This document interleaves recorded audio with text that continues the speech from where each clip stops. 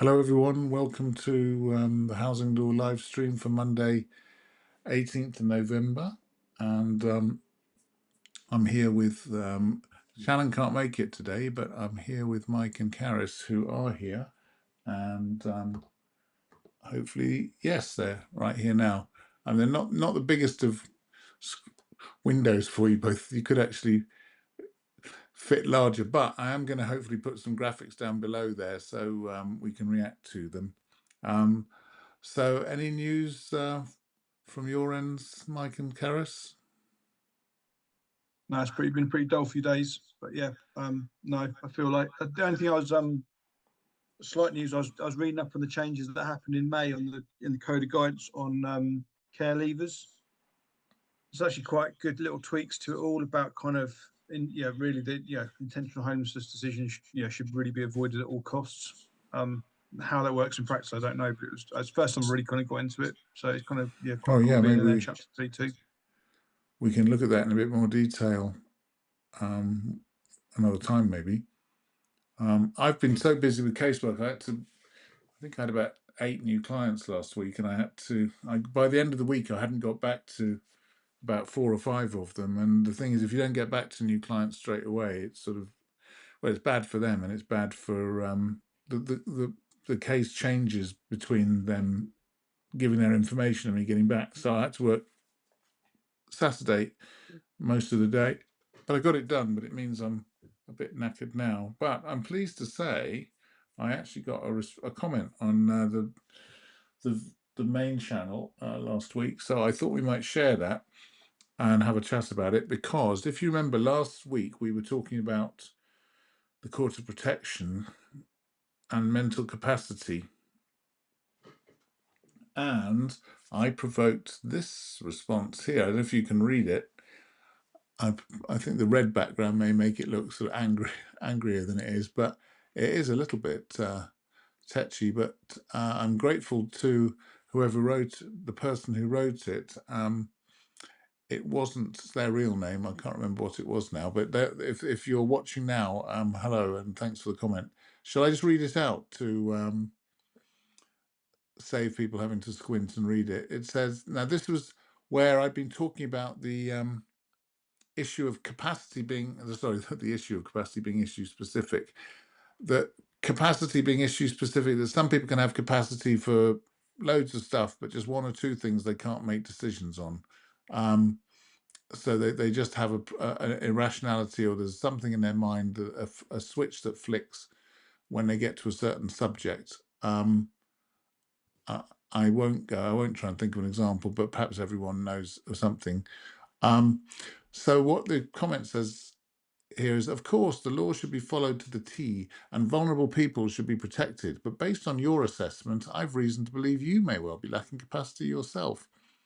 This is just ridiculous to suggest that someone who might be fine in every other way, but just specifically hates their landlord and can't bring themselves to pay the rent or behave in accordance with the tenancy agreement, as it might cause them stress. You're just distracting from people with genuine disabilities and vulnerabilities.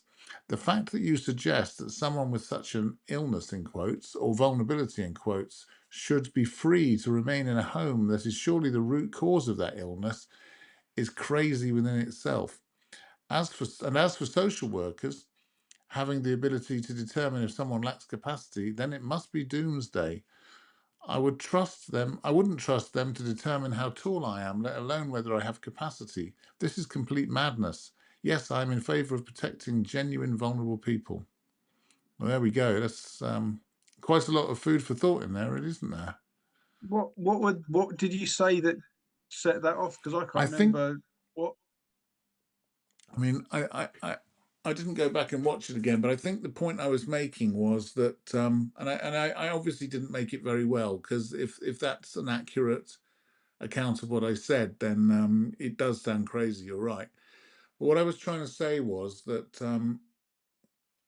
some people can have capacity to do a load of stuff, but then there's just 1 or 2 things they can't do. Now, in this case, it sounds like I'm quoted as saying that the one thing they don't have capacity, or more than one thing they don't have capacity to do, is deal with their landlord and pay the rent. Now, I must admit, That I've never heard of a case of somebody lacking capacity to pay the rent, in the sense that they have an irrational compulsion not to pay the rent, and or that they have a sort of irrational phobia of their landlord. There are people that the nearest I can get to that is that I've had people who will not deal with solicitors, will not deal with solicitors, social workers. That's what I was going to say.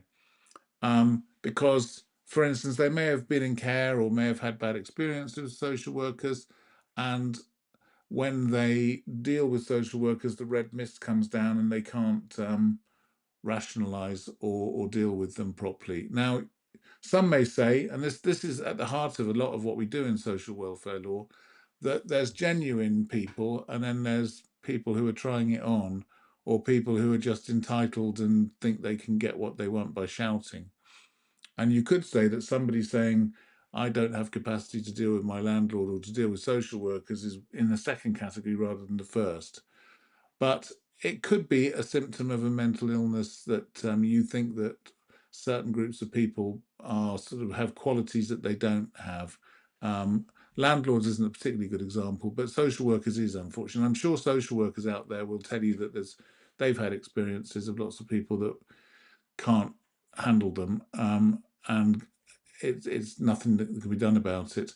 Um, but I think the wider point I'm making is not that you can say I've got a get out of jail card and I don't have to pay the rent or engage with the landlord, but it may be that some people need help in doing those things, and you could still evict them, um, but you just have to have somebody appointed by the Court of Protection or something to engage with the landlord in the meantime. Um, none of None of this Equality Act stuff necessarily means that you can't get people out or they at all. All you have to do is show that you tried to achieve to achieve the same thing by other means. So if you could get somebody to have a chat with them about paying the rent and help them to fill out a benefits claim, then that would solve the rent arrears problem. But if they continue to say, no, I'm not going to do it, I'm never going to pay the rent, then ultimately they could still be evicted because the landlord could demonstrate that they'd done everything that could reasonably be expected. And so that would mean that the disability discrimination, which was inevitably involved in evicting them, was justified. Because it will be sometimes. If somebody's running around a shopping centre with a machete because they think that they're in World War IV or something, it's perfectly legitimate to apprehend them and take them away, even though that's a deprivation of their liberty. So I hope I don't seem like I'm going crazy and suggesting that this sort of thing is get out of jail card free. That's a very long answer. What do you? I don't think this person's acting in good faith. Like I think if you were to listen to that conversation, you basically picking something out and twisting it. I would just if that yeah, I'd just literally be like just blocking a person from the channel because it's just there's nothing constructive in it. There's no kind of curiosity in it. And I think I Hmm. mean I maybe remember the bit that they were kind of maybe referring to or kind of set them off, but because I remember a case where there's a couple, and the fact that they were still paying all their kind of rent and stuff after the eviction had happened, and it was kind of in itself was evidence, or it was kind of something which made the professionals a bit like interested in whether they maybe had some capacity issues. So I guess the signs of whether someone may lack capacity can be very subtle, and I think it's on professionals to look out for it. But personally, I just think this response, there's nothing in it of any Yeah, value. But I I just think think I tend to find that some comments on social media, people go over the top, and I mean, it's a little bit offensive and dramatic, using madness and crazy, and but I think there's an essence of a question in there, which is sort of surely these people are trying it on if they say that they have these specific lack of capacity in certain areas, and the answer is they may be, but it's for the assessment. I tend to, I mean, the other thing about social workers doing assessments, most social workers won't do assessments, but in the guidance says they could do. They're not necessarily trained to do it, and GPs aren't either. Um, but I agree. I mean, one thing I would agree with this person on is that it does seem crazy. That's the thing with looking at mental illness. You're going to look at a lot of stuff that looks crazy because it is. Um, but that doesn't mean that it somehow doesn't deserve sympathy or compassion or to be seen as genuine. And I mean, I welcome any more comments you have. And but hopefully I've given you the benefit of the doubt for the right reason. But I'll see if you come back. But thanks anyway for the comments. And so that's the end of that one. I've got some comments on screen now coming in today. Shall I bring one of these up? I've got one from James. I don't know if that how this is. I might have to drag this down a bit. Yeah. So here we go. I'll just make it smaller. 1 day I'm going to get this so that it effortlessly comes into the right size. But not today, I'm afraid. But hopefully you can read. Can you read that? So just to save people listening to my voice droning on, can you read that? Say, Karis or Mike, would you like to read that out? I can, but there's a second part as well, just to prove Oh, I've right. just Okay. it's over 2 comments. So I'll click I'll on read that out real quick after if you want. that. So how is housing suitability determined? Would an occupational therapy assessment help? Is there anything else that could help somebody's case if they don't want to involve social services? And the second part is in relation to mental health and housing suitability. So I mean, I'm happy to start us off, but it's a huge kind of area, but it's very interesting and I guess I'll, important. It's a I'll shame that go it's so back. convoluted. Yeah, Farah, you So jump in because yeah, so I mean, there's some cases which you might want to look into a little bit if you want to look at this in more detail. So firstly, I guess the first thing to start off with is to say that the word suitability and the word reasonable to continue to occupy are almost the same within housing law, but they kind of differ on a couple of little bits. And I guess it's because we're talking about law here, it's worth being pedantic. So I guess the question I would maybe just put back to this person is, does this relate to kind of like settled accommodation, like a tenancy or something that, you know, you actually it's kind of having an impact on someone's mental health? Or is it accommodation that the council's provided as temporary accommodation or something? Because that's kind of, I can't remember the exact difference between the two terms, but um, temporary accommodation won't be reasonable to continue to occupy indefinitely because it's temporary accommodation, but it still has to be suitable. So in effect, the definition of suitability is not as nice as reasonable to continue to occupy. And as in, let me go back even further. When I use that term reasonable to continue to occupy, if it's not reasonable to continue to occupy, then you're legally homeless right now, whether or not you have a tenancy or right to occupy or anything like that. So, and that's effectively indefinite. So, um, that's in terms of it. An OT could have an opinion about both issues. There's a case I'm thinking of immediately, which is Lomax v Gosport, which is the one I suggest you look into.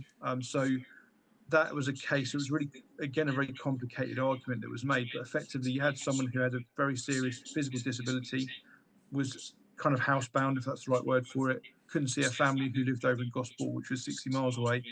And she approached Gosport Council and argued that she was legally homeless because although the accommodation was fine in itself, the location of it and her inability to get to see her family because it was in the middle of nowhere and there was no public transport or anything like that. That in turn was leading to her mental health, her depression getting much worse.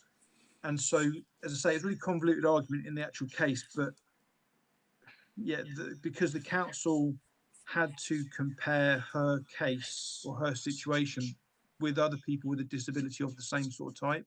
So what they did was they basically said, well, you know, everyone's kind of living away from their family, and you know, it's not a given that you can live near your family. But in the court, it basically said because she had this disability of depression, the council had to carry out a different test. And this might seem incredibly convoluted, it is, but in effect, what that means is if your accommodation is causing a disability to get much worse, and you can prove it, which we'll come back to in a minute, then you've got a very strong argument that you're already legally homeless. And the same sorts of things might apply to the idea of suitability within accommodation, as in temporary accommodation or something. But so that's kind of my starter for 10, if that gets us anywhere. And I guess any medical professional will be helpful, but an OT often is kind of seems to carry the most weight. So yeah, as I say, that hopefully will get started. But there's a lot more to say about this. So I'll let Karis and Will um, chip in, take over, whatever. Do you want to have a go, Caris, or shall I? Well, feel free to. So there's just clarification. I've seen it. So it's about temporary accommodation and permanent housing after priorities determined. So I mean, yeah. So yeah, I think we probably need to cover all the whole process really. Um, Yeah, or if I jump in and Caris, interrupt me if you want to say anything. But I'll just go back to the first bit. See, forgive me if it's obvious, but accommodation could be unsuitable for a number of different reasons, not all of which would be evaluated by an occupational therapist. For instance, if you work in a particular place and you need to travel to work, the further away you are from the workplace, the less suitable the accommodation is. And there comes a point where it becomes unsuitable because it's just unreasonable distance. And the same thing applies to distance to children's schools. Not every single school case will apply, but if a child's got important exams or something, um, it can be unsuitable for that. Or um, there's loads of different reasons. Or it could be that you're at risk of violence somewhere. It could be unaffordable. So the question is, how is it determined? Is with reference to whatever you would think about in dealing with the objection to it. I'm trying to think of. I mean, there's a lot of cases where people get moved out of borough, and it's really difficult at the moment because if people don't have a job and their children aren't in school doing important exams, a very common example, that a very common argument that's put forward is I'm away from my support network, and then you have to ask what a support network is, and then the council will try and shoot that down and say, well, you'll make other friends where you are, and your support network can contact you on Zoom, or we've worked out how much the fares are to where you are, and they can visit you on a regular basis. And of course, the problem with the I'm a long way from my doctor's surgery, as you can see, what's coming next is there's doctor's surgeries everywhere, and you can always change. So those are the sorts of arguments you'd have on a location and challenge. But and then the OT, the occupational therapist helps where the accommodation is unsuitable usually due to the layout of the interior or the what you have to do to access the property. So if you say you can't climb stairs, and an occupational therapist says this person has a condition which makes climbing stairs an inappropriate thing for them, then that will help a lot. But obviously, you can see that an occupational therapist wouldn't help so much with the other things. And the good news is that social services don't actually have to be involved at all in that process. Um, the chances of getting adult social services involved in a suitability argument where the person isn't already receiving a support package is pretty much zero, because they're so strapped for resources that you almost have to take them to court to get them to do an assessment these days. But and that's not to knock social workers particularly, it's just they haven't got the budget to do it. um, but that doesn't mean they shouldn't do it. It just means you have to take them to court and get them to do it. And then children's services. I mean, obviously, the danger is if you're saying that something is having an adverse effect on a child, then really children's services are very well placed to assist you with that. And they're not always going to be. I mean, often people's experience is that children's services see themselves as the family police, and they don't see themselves as providing services, despite the clear indication in the name of their department that they should be providing support services as well. But most people just don't really want to have anything to do with that. But they don't need to be involved. And you could get doctors and a psychiatrist will obviously often be very helpful. For instance, if somebody's suffering from post-traumatic stress disorder, a single male, then they shouldn't be in hostel accommodation because they're going to feel threatened, and it's going to affect the sort of hypervigilance that goes with that. But unless you get a psychiatrist to spell it out, a lot of local authorities will say, no, no, we're satisfied. There's no medical evidence. Your GP hasn't said anything. So you might want to get a psychiatrist in that type of situation. I just check if I've missed any, if James has asked any more questions. No, I think, oh yeah, hang on. No, I think that, I hope that answers that, James. So basically, you just got to get evidence to show that it's unsuitable, and that doesn't have to involve social services. Although, if you do have a good relationship with them, then many of them are very, very helpful people, and they will try and help you. So that's that one. I'm getting lots. I'm getting more I'm just comments tonight than ever. well, it might just be worth just kind of talking a bit about in terms of how you actually get an OT, because I mean, and I don't know Yes, every answer, please. but Yeah, certainly, please talk I mean, about that.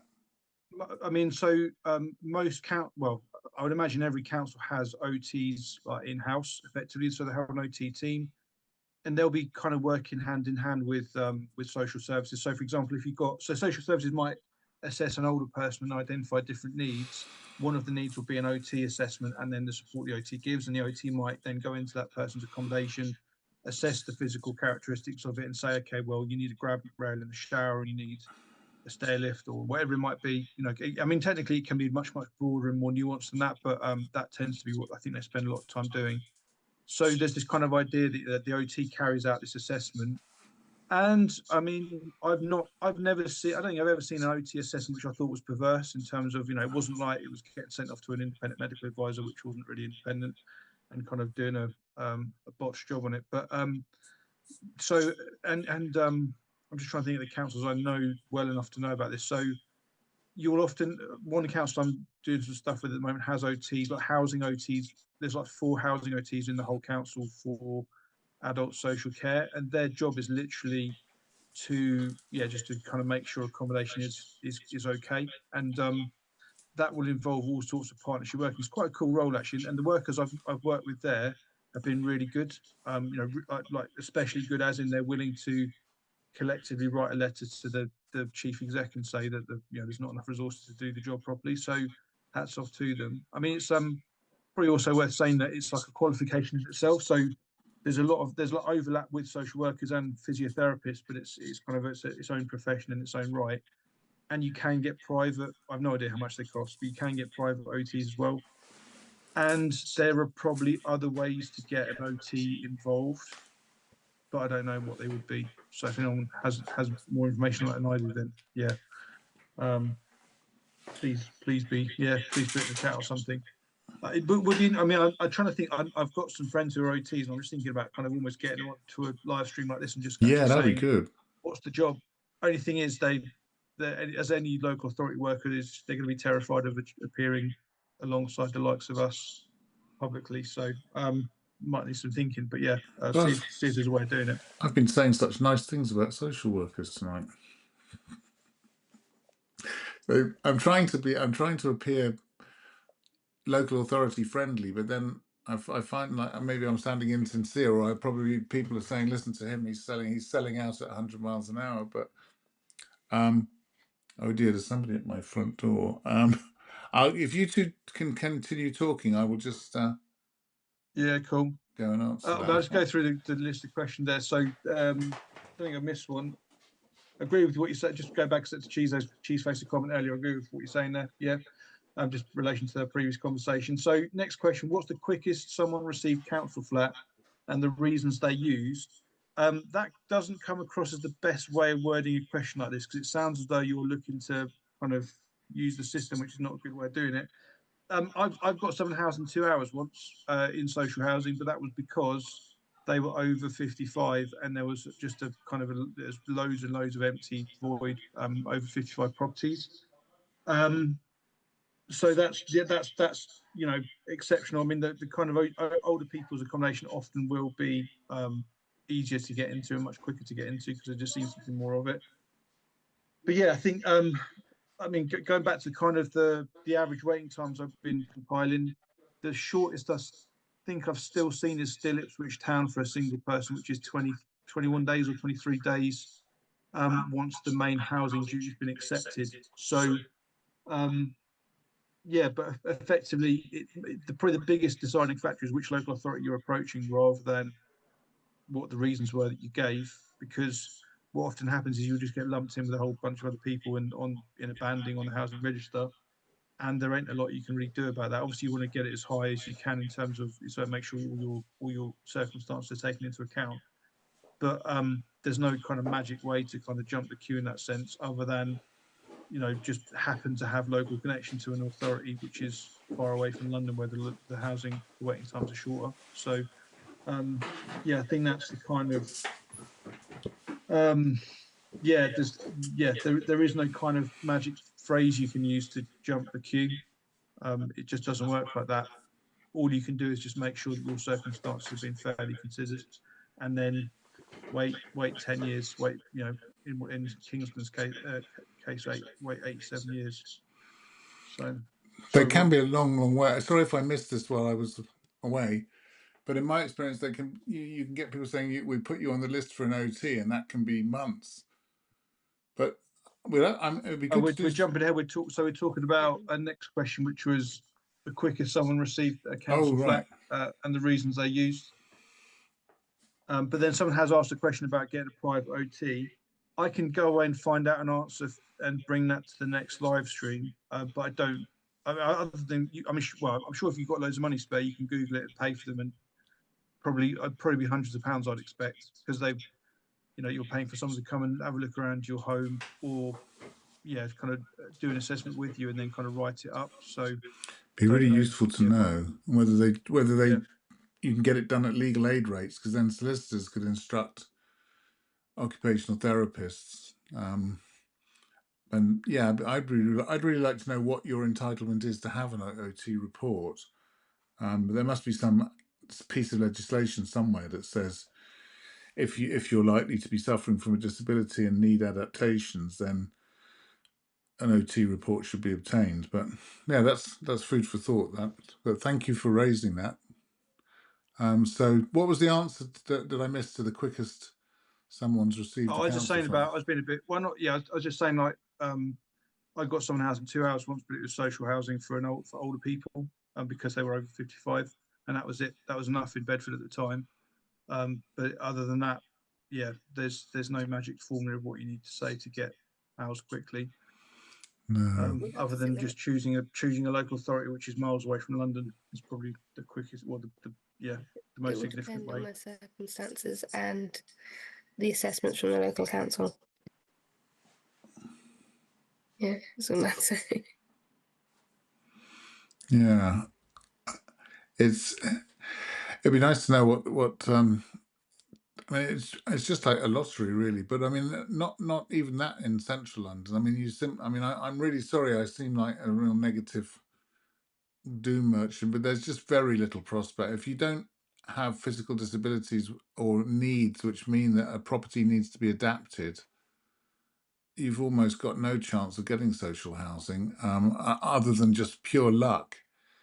That they just happened to have referred you to somebody when there was a direct offer when something came up. But if they put you in the queue, normally the queues are designed to stop homeless people jumping to the front.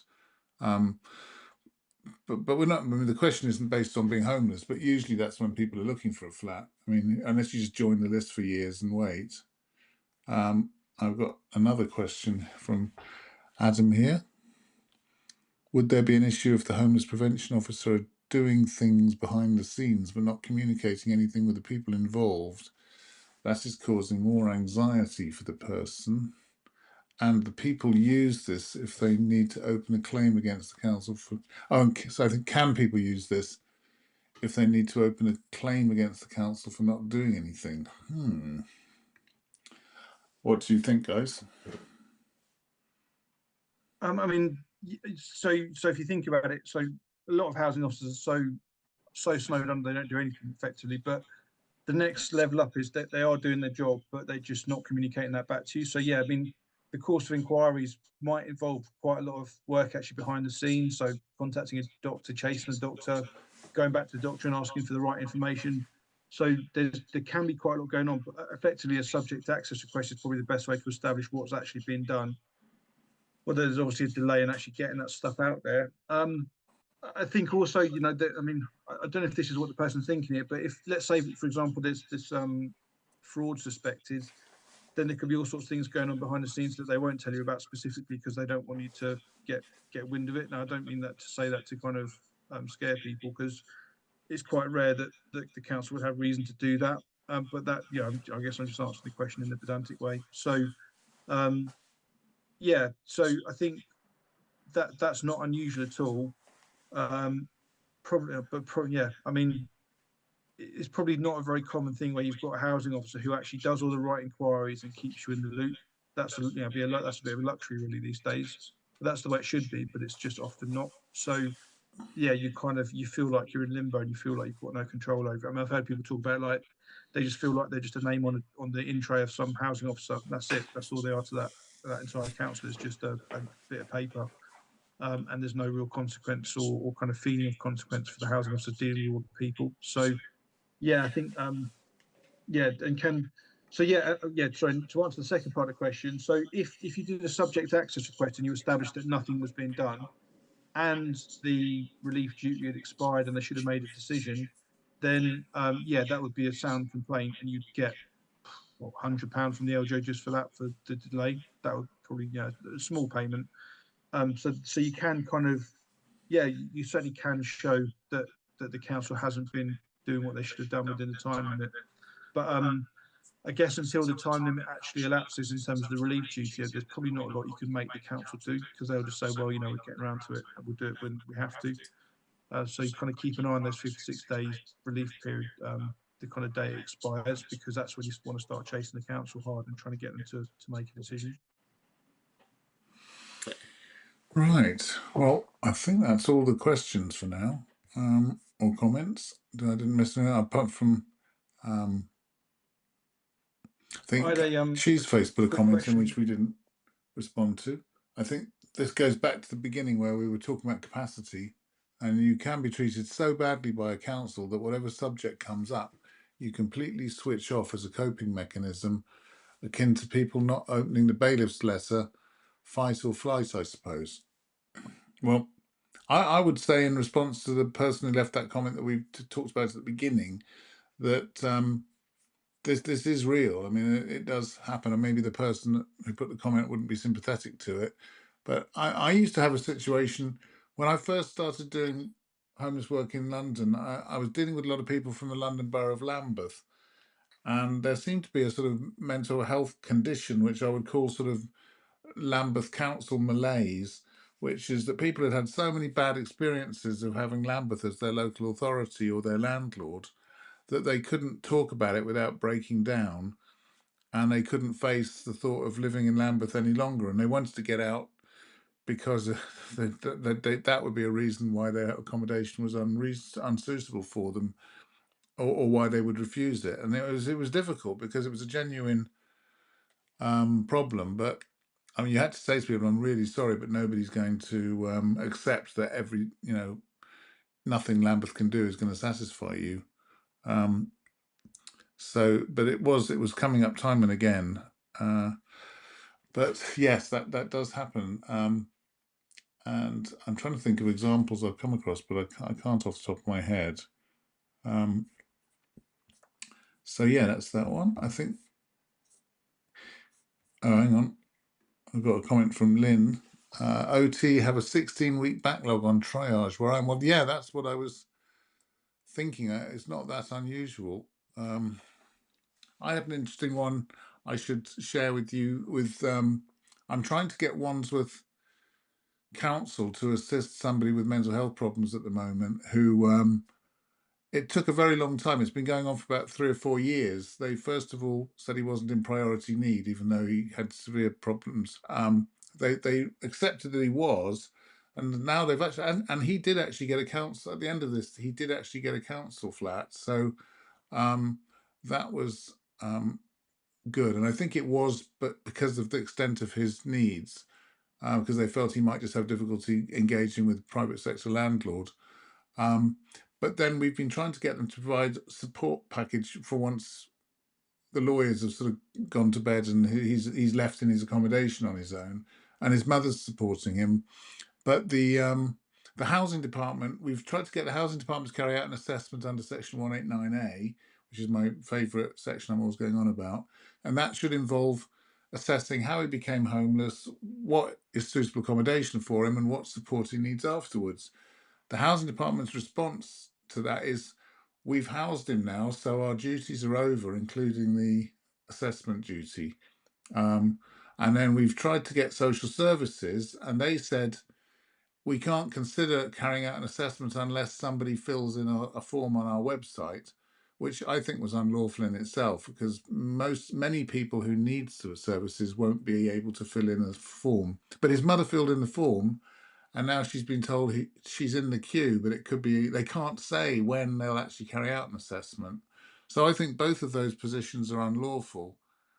It'll be interesting to see whether there's a statutory duty to provide an OT, and whether there comes a point that saying we'll do it but not for 16 weeks is unlawful.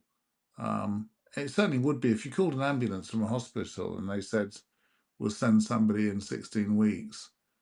That would be, I mean, I'm not sure whether you'd go judicially review them, but it would be clearly defeat the object of the service, wouldn't it? So yes, that's my long response to Lynn's comment. Thank you, Lynn. This one, I don't think, this is another one from Adam. And thank you again, everyone. Nobody's put a problem in the first person here, so thank you. Just to remind everyone, if anyone else out there is thinking of leaving a comment, don't put a problem about yourself. Just do it like this.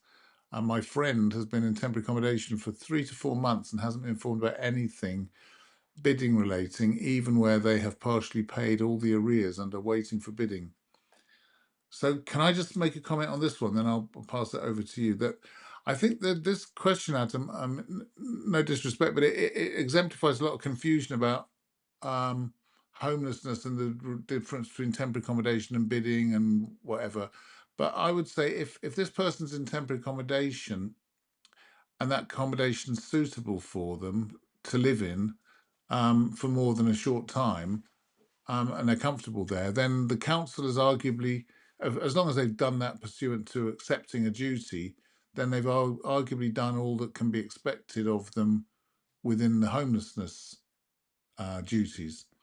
The second question is whether they're entitled to bid for properties. Now, if somebody from the council was on this call, they'd probably say there's nothing to stop them applying to bid and to join the housing register of their own accord. They don't need to be informed about that. But this goes back to what you were saying, Mike, that ideally, when you apply as homeless, the housing officer would tell you everything that was going on and would also meet with you and talk with you in a sympathetic way, as if a bit like a sort of housing solicitor is expected to. They'd be looking at how to help you solve the problem you were in, and would see their role as that rather than a sort of reluctant provider of services. So really, as part of the assessment process, they should, and part of the personalised housing plan, which they're supposed to draw up, they should say, well, there is the option of bidding, and you can do it by this, this, this. So they would have got around and it may be that somewhere in the blurb that is there, but they could advise you about bidding. But unfortunately, it doesn't make a difference to the homelessness part. And the other thing is whether somebody's paid off arrears, which is presumably the arrears that led to them becoming homeless, that unless the council has a policy of saying we won't house people who've had rent arrears, some allocation schemes may do that. It would still be open to that person to make an application themselves and then have that process rather than wait to be told about it. Sorry if I'm going on a bit there. I would I potentially I just kind of open up the question slightly because again we're trying to kind of just filter through all the jargon that's out there in this kind of field. But I mean, yeah, I mean, I guess Will, you're assuming that we're talking accommodation that's been provided after a main duty's been accepted, but I would say that's not necessarily what people might mean, because it might be literally been an interim accommodation, and you know it's talked about as temporary accommodation, because in Bedford they'll call everything TA, so they don't really use that term emergency accommodation, so people just get told we're in TA, and so I think if you've been in effectively interim accommodation, so you made an application, you've been in there 4 months, you've heard nothing at all from the council. Well, that's definitely some problems, because you should have had a PHP. You should have, I mean, my understanding is that anyone who is owed either prevention relief duty or main duty they have to be on the housing register. And again, I'm just going based on Bedford. The officer would be the one putting you onto the system, so you're then able to bid, even if it's like band D when you're in prevention and relief duty, or band C, I think it is for relief duty. In Bedford, it's different everywhere. But so I think potentially, if you've heard nothing at all, you've had nothing from the council, you just happen to be in temporary accommodation, and that's all you know, then there is a complaint to be made. Now, I'm not sure whether I'd say you want to make the complaint now or whether you want to make it later, because it's the sort of thing where you're just going to annoy people, and generally speaking, you want to avoid annoying people until you've actually properly got housed. So yeah, I think I would be that's kind of what I probably will know is, okay, so saying that there's no contact at all, but has there been like a main duty accepted? And then if the main duty's been accepted, then yeah, you're not going to hear a lot really, potentially for years. I mean, in theory, there's nothing necessarily unlawful about that. It's probably quite unlikely in practice, because councils will generally be doing other things to try and get you out of the TA, because at that point you're costing them lots of money. So that, I don't know, as I say, that's kind of how I'd probably see that question anyway. I wouldn't necessarily read that as definitely being accommodation made under section 193, as in temporary accommodation. Sorry, yeah, But I it's was guessing section 193. that, but you're right. Yeah, I shouldn't assume it.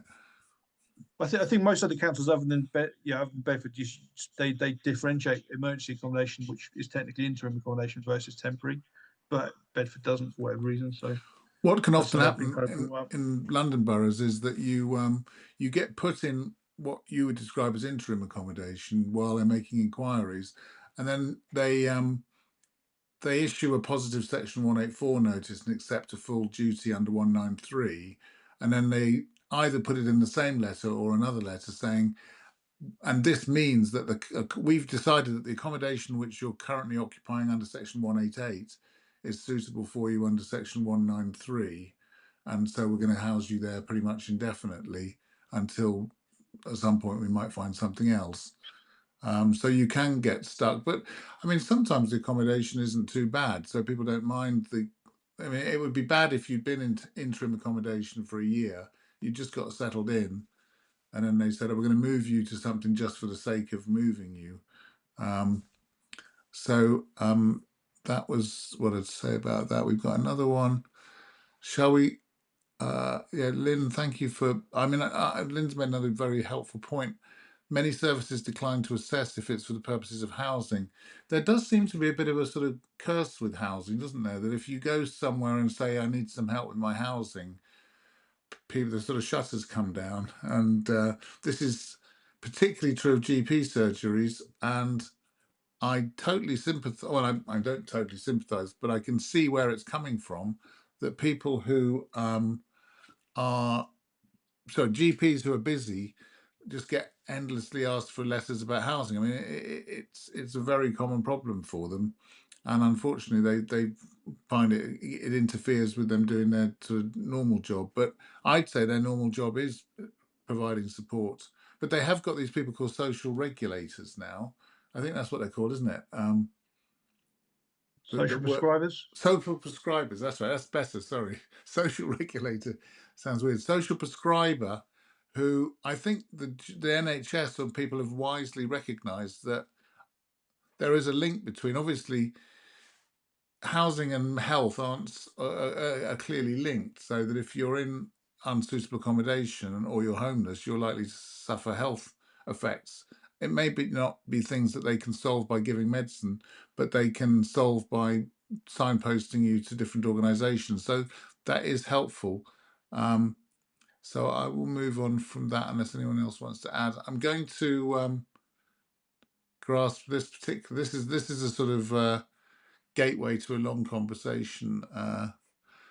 As it says, my friend in Sheffield asked me to ask, what are the consequences if someone sublets after they receive a council flat and get caught? So do you guys want to have a shot at that? I've never worked on a case like that, but certainly our local housing allocation scheme, I think it bars people for like 5 years or 7 years if they've been caught subletting. So I mean, for all the other reasons as well, it's a pretty stupid thing to do and then get caught for. So yeah, I think potentially social housing might not be an option for this person anymore. But you'd have to check out Sheffield's kind of own allocation policy. But yeah, I mean, for obvious reasons, people don't look kindly on people subletting their social housing. No, Yeah, you could face a fine and prosecution in prison. They could even go to prison because depending on what you're doing, how much you're charging in London area specifically, there's a long waiting list. They're going to frown on that pretty badly. I think the last government was making moves towards making it more of a criminal and a heavily punished criminal activity. I think there was some legislation during the last Conservative government, or one of them, to make it a more serious criminal offence. But what I would say from my experience is that subletting is something that, or the term subletting is something that gets housing staff very excited. And I get these visions of, I mean, I'm old enough to have enjoyed watching the Sweeney at the first time round, when people would be driving around South London in the 70s, chasing bank robbers and things. And I tend to think that if you're a housing officer and your job is fairly mundane, boring stuff, assessing whether people are in priority need and being reviewed, one bit of excitement is when you actually get a villain and you can jump in the car with the blue light flashing and go after them. And the danger with that is, I mean, I'm not saying I don't want to trivialize it. Unlawfully subletting a council property is very irresponsible, and it's highly antisocial, etc. And people should be punished for it. But there is a tendency that there's a lot of people get sucked into being accused of this. So if you go away I've got a client who she went to Jamaica for a holiday and she missed her flight back and she hadn't got very much money, so she was stuck there for a year. And ultimately, she got accused of, subletting and all sorts. But I would say that the legal answer, the simple legal answer to the question is, if you will, it's a ground for losing your tenancy, so they can evict you for it. I mean, you lose your security of tenure if you part with possession of your home, and by renting it to somebody else, by definition, you've lost the property, because the agreement you've made with them is that they have it rather than you. So the court don't have to show any grounds for possession other than that they're satisfied.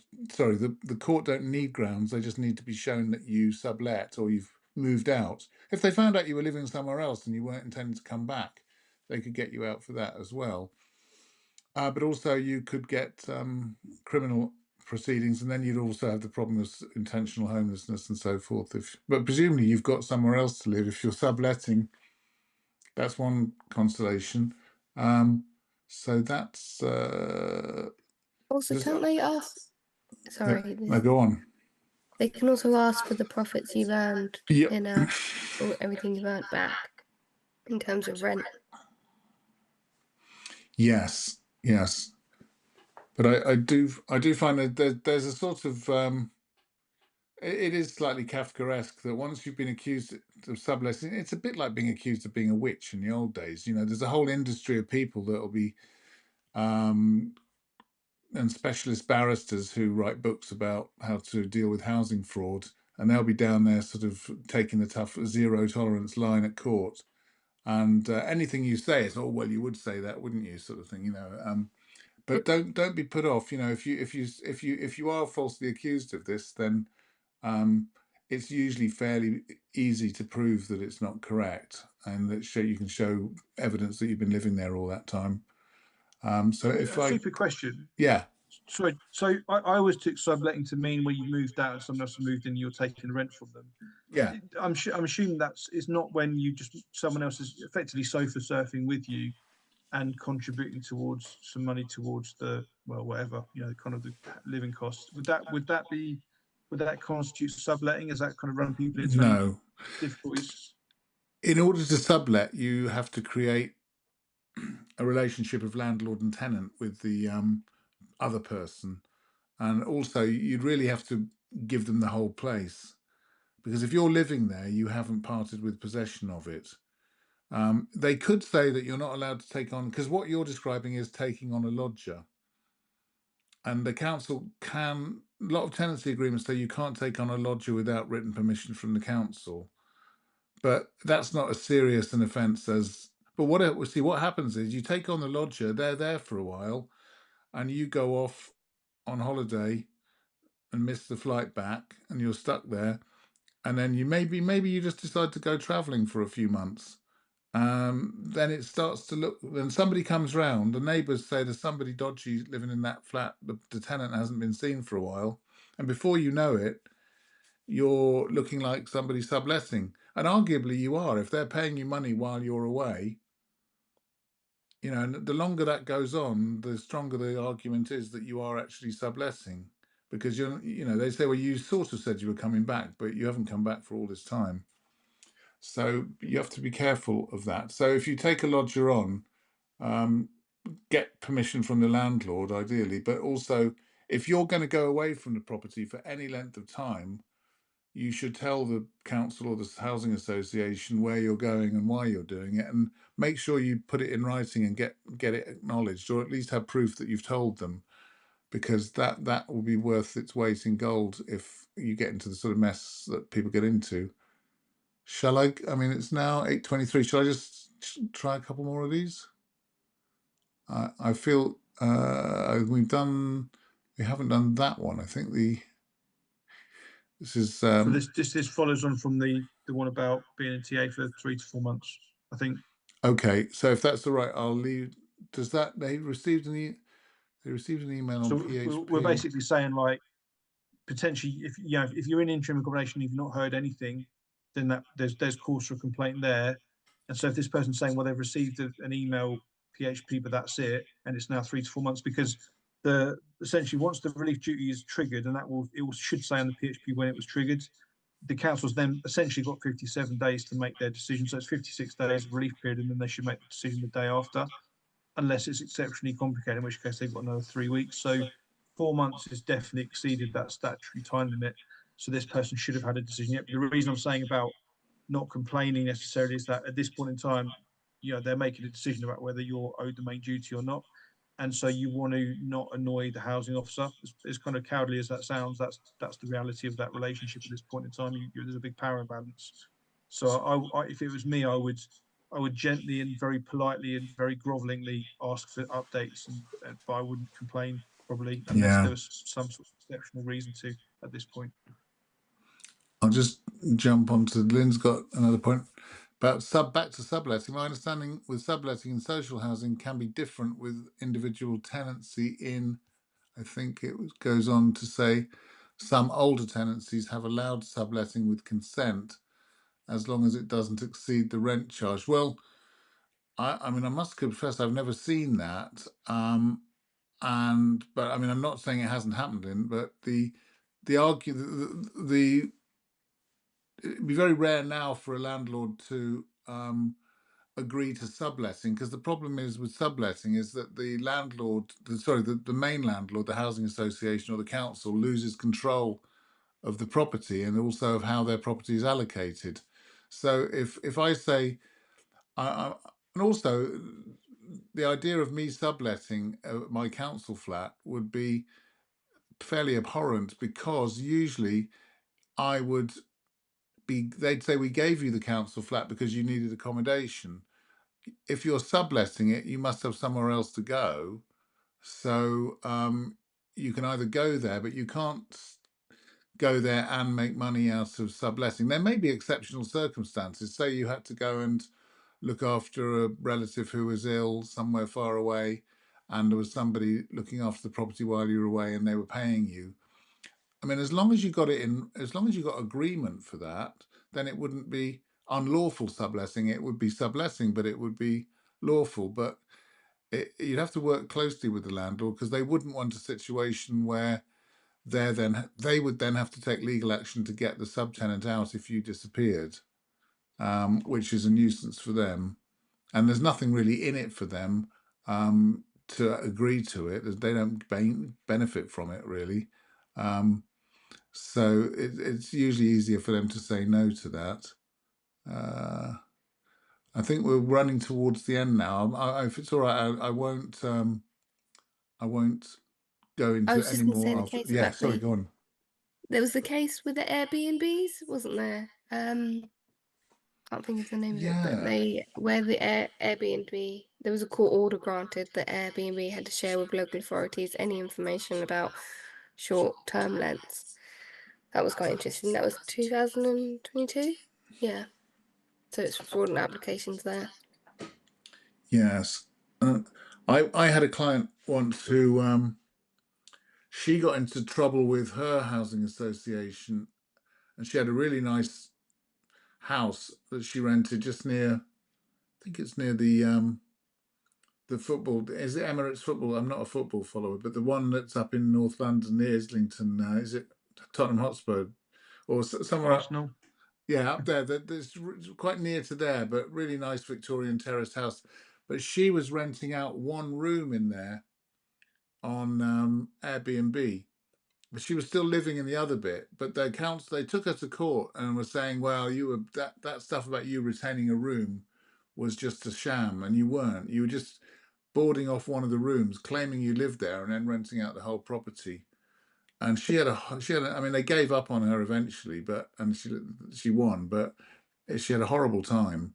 And so it just pays. But the problem is, if you ask them, if you said to most social landlords, can I rent out a room in my house via Airbnb? I mean, they'll just say no because there's no real reason for them to say yes, and they can only get into trouble if you rented it out to somebody that sort of set up a rock band in that room and it was all neighbour nuisance complaints. What's in it for? It's only grief for the landlord. So my very last, so I got this one. My friend from Camden received a TA, and her friend said, "Move in with me with a better offer. Can she move in with them and return to the TA? What would happen if she gets kicked out again?" So is that question. What happens if you apply to the council as homeless and you sofa surf rather than take up temporary accommodation? Can you pursue your homeless application? I mean, I think so. Yeah, I think that's how I read it. I mean, it doesn't sound like a good idea to me, but yeah, I mean, the No. answer's slightly different.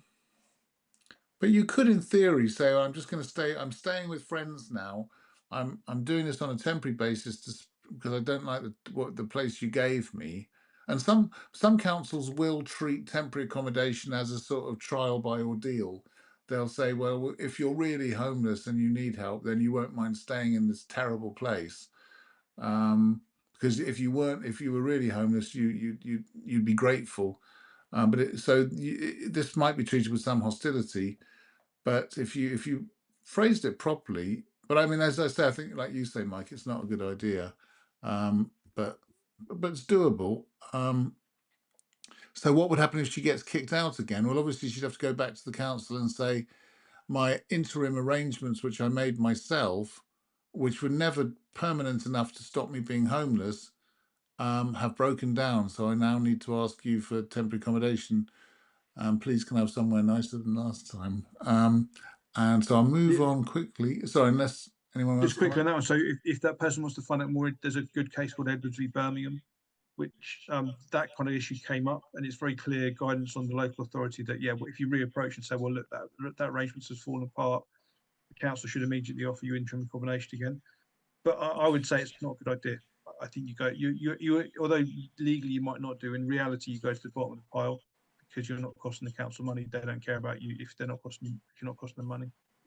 Cynically, but Yeah, I think Adam. Yeah, I agree with you that I mean it is bad if it is necessary to have harsh consequences for unlawful subletting. And believe me, you can make a hell of. I mean, sorry, I'm not encouraging anybody, but I once had a really interesting meeting with a fraud officer from Woolwich Council, and he was explaining how much money you can make if you can trick a local authority into giving. I mean, this is back in the 90s when it wasn't so difficult to get council flats. You get a council flat, you rent it out. Sorry, you get the council flat, you claim housing benefit for it, You then sublet it, maintaining your housing benefit claim, and you divide the room. So you get a 3-bedroom flat. You divide the room so there's 2 people renting each room. So you've got 6 people staying there, and you charge them 100 quid a week each. So you're getting 600 quid a week, and you're getting your housing benefit. And then you know, there's probably other things you can do. You can probably have a few other people falsely claiming housing benefit from that address, and you can be on to thousands. And there are criminal gangs that will exploit that. So yeah, but I don't want to make out. A lot of the time, it's just somebody who's made a bad mistake. It isn't sort of the mafia or something, and they get treated like they are the mafia. So that's bad. So last, I haven't come across this, fortunately. I mean, licenses. I think, Karis, we were discussing somebody who'd been given a license, weren't we? And that was the YMCA. So yes, sorry, Lynn. I was going to say I haven't seen this happening, but Karis was telling me about it just earlier on another case. So it does happen, but it's only usually for hostel. I mean, places like the YMCA. People might say, well, that would be a license, isn't it? Because it's a sort of semi-temporary. But unfortunately, in London, the YMCA is getting used as a sort of permanent housing for single vulnerable people, which is bad if they're on a license for a long time, because they're just you know, they're one argument with a housing officer away from being evicted, and arguably with a license they can. I mean, they should take you to court, but there's a grey area. But I mean, if you've been taken to court and if they unlawfully evict you, it's difficult to argue that you should get let back in when you've only got a license. But so a lot of people will say, look, just don't bother. It's only a license. But yeah, I agree that is worrying. And that, I think, is the last comment of the question. So thank you, everybody. I'm feeling that this is bearing fruit now, because this week, I think we've had more comments and questions on here than all the other weeks put together and multiplied by 10. Because I think we only had about 1 before. So that. Thank you very much. And what I would try and do is, I mean, what we could do in the future, if people are interested and do volunteer, I may live to regret this, but the technology that we have here means that if people want to join in, right, because we've got a sort of slight imbalance of communication here, that we're talking away and people are writing questions on the comments. But if you wanted to join us and become an additional guest, I can just send you a link to Zoom, and you can join us and have a chat online. So if you would like that, I might vet people a bit, but well, it depends how it goes. If we get people turning up and they sort of smash the place up, I won't do it. But it'd be great. It'd be quite interesting to try, and then we could have some discussions. So that's it for now. Thanks everybody, and we'll be back on Thursday on Mike's channel at 7:30 on Homeless was Best Practice, and Mike and Shannon's channel, and then we'll be back Monday next week. Bye then. Cool. Cheers, Will. Bye bye. Now,